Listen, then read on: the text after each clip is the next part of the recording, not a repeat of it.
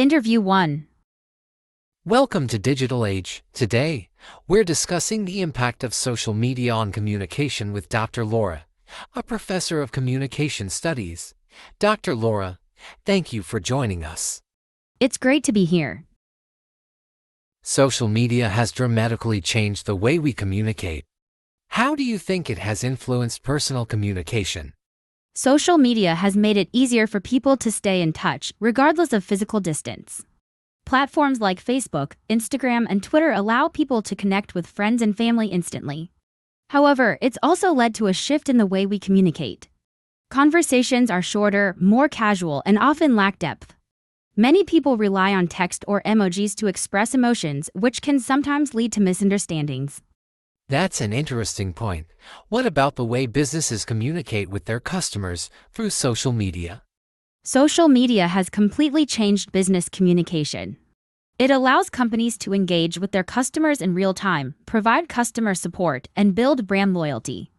However, it also means that businesses must be careful about how they present themselves online. A single negative post can go viral and damage a company's reputation. So, businesses need to be transparent and responsive. Are there any negative effects of using social media too much? Absolutely. One of the major concerns is that people, especially younger generations, may become addicted to social media. This can lead to issues like decreased attention spans, anxiety, and even depression. It's important to find a balance and use social media in moderation. What advice would you give to someone who wants to manage their social media usage better? I'd recommend setting limits on how much time you spend on social media each day. Turning off notifications can also help reduce distractions. It's also beneficial to have designated offline times where you focus on face-to-face interactions rather than digital ones. Interview 2. Welcome to Tech Innovations. Today, we're discussing the rise of electric vehicles with John, an expert in the automotive industry. John, thank you for being here. Thank you for having me. Electric vehicles EVs have gained a lot of attention recently. What do you think has driven this growth? There are several factors behind the rise of electric vehicles. First, there's the environmental impact. EVs produce zero emissions, which is a huge advantage in the fight against climate change. Governments around the world are also offering incentives for people to buy electric vehicles, such as tax credits or subsidies. Additionally, improvements in battery technology have made EVs more affordable and practical for everyday use.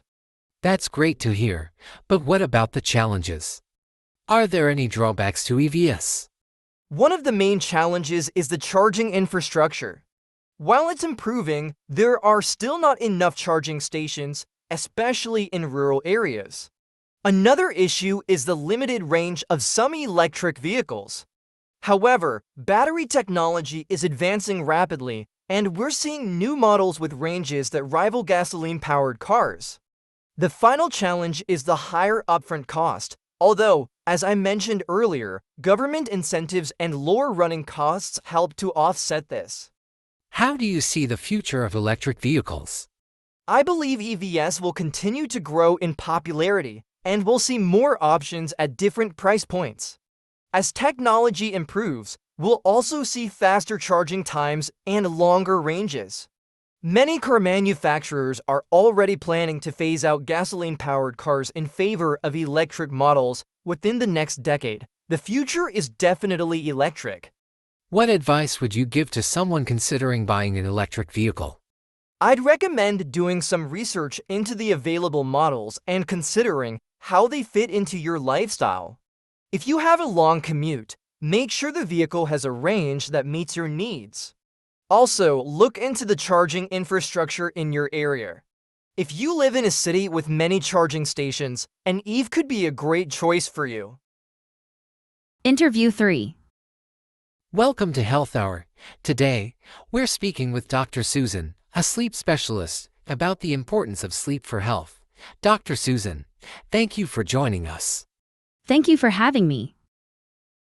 Many people underestimate the importance of sleep. Can you explain why sleep is so vital for our health? Sleep is essential for both physical and mental health. During sleep, our body repairs tissues, strengthens the immune system, and consolidates memories. It also helps regulate hormones, including those that control hunger and stress. Without enough sleep, people are at a higher risk for health problems like obesity, heart disease, and diabetes. How much sleep should the average adult be getting each night? The general recommendation for adults is between 7 and 9 hours of sleep per night. However, quality is just as important as quantity.